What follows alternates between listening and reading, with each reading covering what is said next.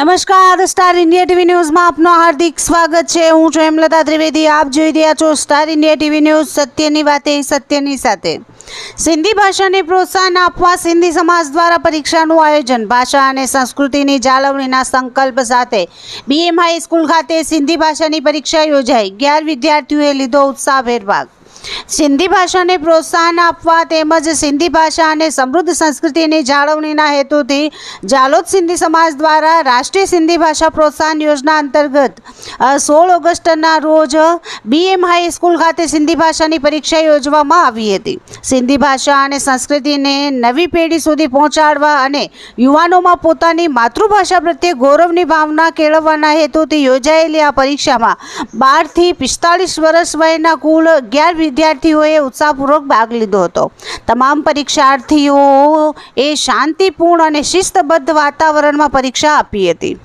પરીક્ષામાં ભાગ લેનારા તમામ 11 વિદ્યાર્થીઓ સફળ થાય અને સિંધી ભાષાના અભ્યાસ તરફ વધુ વિદ્યાર્થીઓ પ્રેરાય તેવી સાંઈ ઝૂલેલાલને પ્રાર્થના કરવામાં આવી હતી। કોઈપણ સમાજની ઓળખ તેની ભાષા અને સંસ્કૃતિથી થાય છે। ભાષા માત્ર વાતચીતનું માધ્યમ નથી, પરંતુ સમાજના ઇતિહાસ, પરંપરા, સંસ્કાર, લોક સાહિત્ય અને જીવનશૈલીને પેઢી દર પેઢી પહોંચાડવાનું મહત્વપૂર્ણ માધ્યમ છે। સિંધી સમાજ માટે સિંધી ભાષા તેની આગવી ઓળખ અને સાંસ્કૃતિક વારસાનું મહત્વપૂર્ણ અંગ છે। તેથી સિંધી ભાષાનું જતન કરવું એટલે સિંધી સમાજની ઓળખ અને સંસ્કૃતિને જાળવી રાખવી। સિંધી ભાષાને માત્ર પુસ્તકો અને પરીક્ષા સુધી સીમિત રાખવાને બદલે તેનો ઉપયોગ રોજિંદા જીવનમાં થાય તે જરૂરી છે। ખાસ કરીને નવી પેઢી સાથે માતા પિતા સિંધી ભાષામાં વાતચીત કરે તો બાળકોમાં પોતાની માતૃભાષા પ્રત્યે રસ અને ગૌરવ બંને વધશે। આજના આધુનિક યુગમાં નવી પેઢી અન્ય ભાષાઓ શીખે તે જરૂરી છે, પરંતુ પોતાની માતૃભાષા સાથેનું જોડાણ ન તૂટે તે પણ એટલું જ મહત્વપૂર્ણ છે। બાળકો અને યુવાનોને સિંધી ભાષા શીખવા, વાંચવા અને બોલવા માટે પ્રોત્સાહિત કરવાથી સમાજની સાંસ્કૃતિક ઓળખ વધુ મજબૂત બની શકે છે।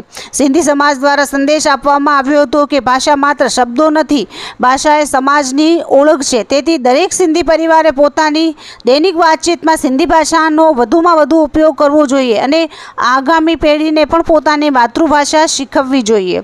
સિંધી ભાષા જીવંત રહેશે તો સિંધી સંસ્કૃતિ જીવંત રહેશે અને સિંધી સંસ્કૃતિ જીવંત રહેશે તો સિંધી સમાજની આગવી ઓળખ પણ અખંડ રહેશે।